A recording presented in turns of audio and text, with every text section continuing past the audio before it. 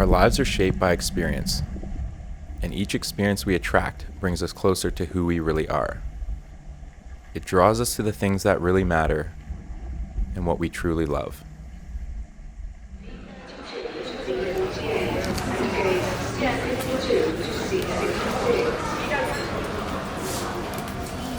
Yeah, it was quite the journey. To get to Tonga, it actually took close to 40 hours. First, I left Vancouver, and it was about a 14 to 16 hour flight to Sydney. From there, a little layover, and then the next flight was over to Fiji. And then the final leg was from Fiji to Vava'u. Bit of an interesting flight. I got stuck literally next to the loudest snorer I've ever heard in my life. So yeah, after a long journey, many flights, layovers, and all kinds of travel madness, finally we pulled up to the island of Vava'u. And let me tell you, there's no greater feeling than looking out that window after a long journey and seeing where your end destination is. And this was quite the sight. Just that picturesque turquoise blue water, lush green land, and you know, no matter how tired you are after whatever journey, you just immediately get surged with some energy, and that's exactly what happened.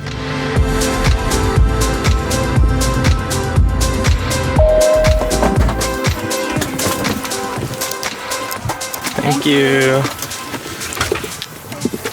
All right, we've made it to Vava'u, finally. Yeah.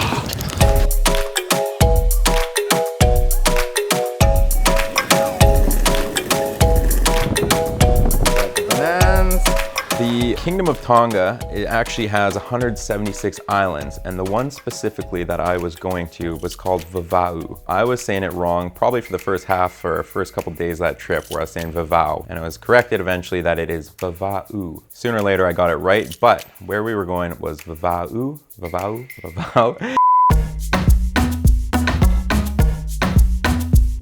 The barnyard animals was very interesting. So literally everywhere you go, there was just wild pigs walking around, cows on the side of the road, just dogs all over the place. So it's like old MacDonald had a farm just in the entire island. Pigs. We need to befriend a piglet. From the moment I arrived, I tried very hard to befriend a little piglet. It is no easy task. Don't know what the action is. Do you bribe the mom? Or do you feed the little piglets? It's tricky. No matter what I tried, it didn't work. If you have any advice of how to befriend a little baby piglet, please let me know in the comments below, because that is still my mission. Just want to be friends. Don't get hit by the car. Careful, piglets. So yeah, I was there obviously to see the humpback whales, but I was also meeting up with my good friend Nadia Aly, who is the owner, founder of Scuba Diver Life, crazy photographer that travels the world doing the most incredible ocean experiences you could ever imagine. She's a good friend of mine. We've actually worked together on a lot of projects in the past. I mean, we've done some incredible trips to Australia, Indonesia, the Philippines, South Africa, swimming with seals, sharks, dolphins, and just awesome stuff. So it's always a good time when me and Nadia get together. It's a good little reunion to see her, see kind of her backyard where she's been coming for the last 4 years. She was very nice to invite me down for this experience. You know, come chill out at her little home and get the grand tour of where she lives. Woo! No shoes are allowed in the house. I'm all right with that. There's feces everywhere. That's same rules I got. I'm Japanese, so that's a standard rule.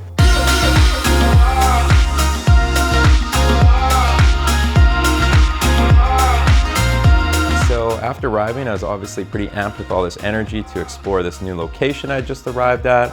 So yeah, we hopped in the car, packed up some gear, and just did a little tour of the island, seeing all the lush tropics, palm trees, and all that stuff.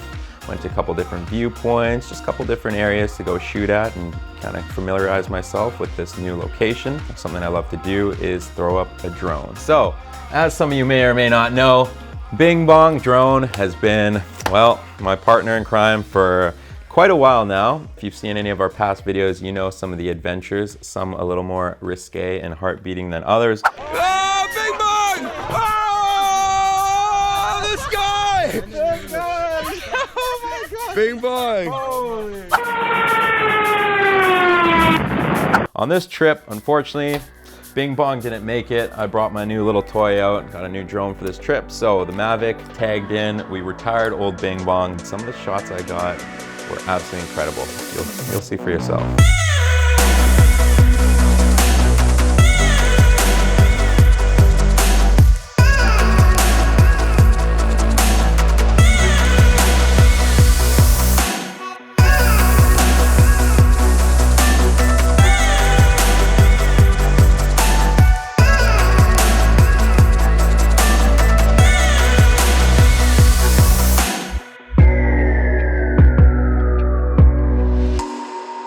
As you can see, it is absolutely stunning up there. Just, you know, footage speaks for itself, but what I came to see is not what is above the surface. It's about what's underwater.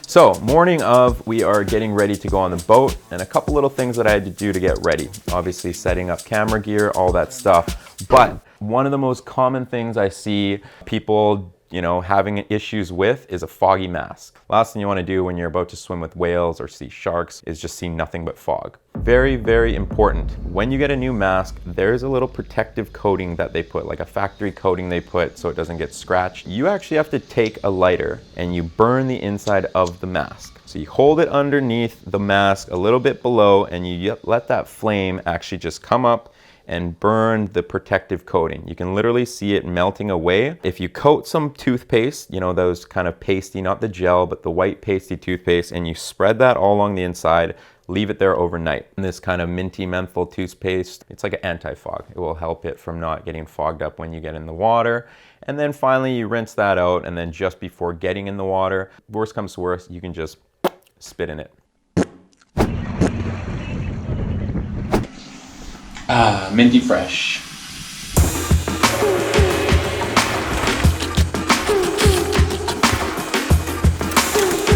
We're all clear. Excited? Fucking stoked. Can't wait to do this.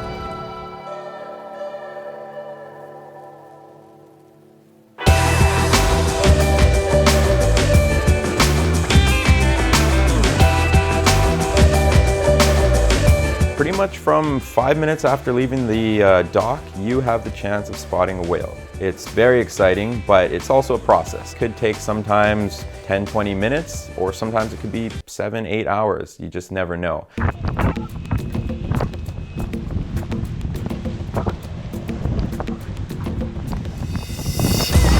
Basically, you're looking from horizon to horizon, trying to see either whale spouts. Another indication is sometimes you see tail slapping. One of the most obvious signs, of course, is a breaching whale. That is something that not only you could probably hear, but it just creates a huge splash in the water, and most often than not, you see one of those, you know you're about to swim with the whale. Whoa. Oh, great!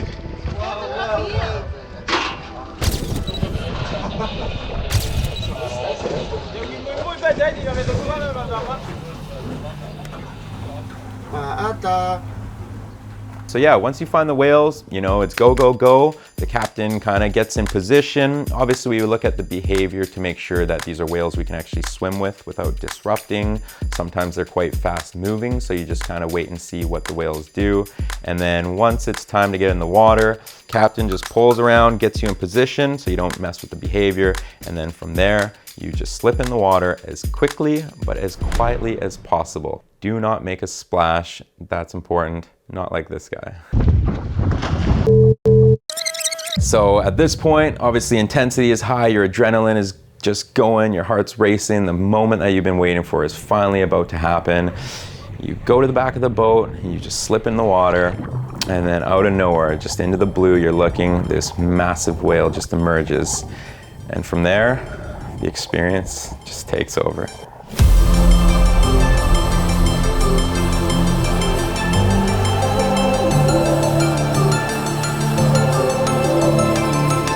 I've literally been dreaming of that moment my entire life, and no matter how many times I've played it in my head or just imagined how it might be, there's just no words to describe just how incredible that experience is.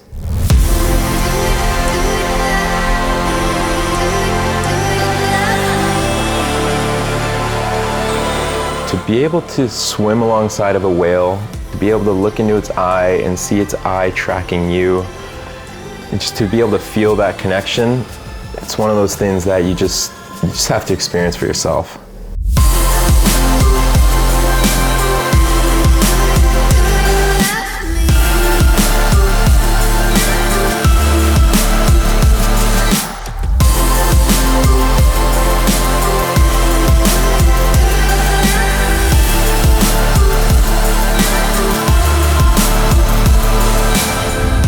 One of my favorite parts actually about the entire encounter was hearing the whales sing.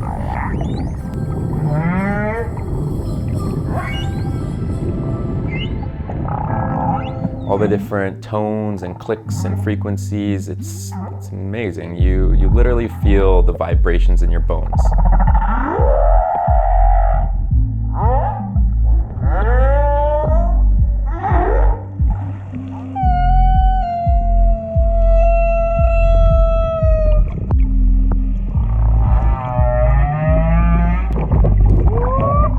It's an out-of-worldly experience, and it just draws you deeper in connection with the ocean.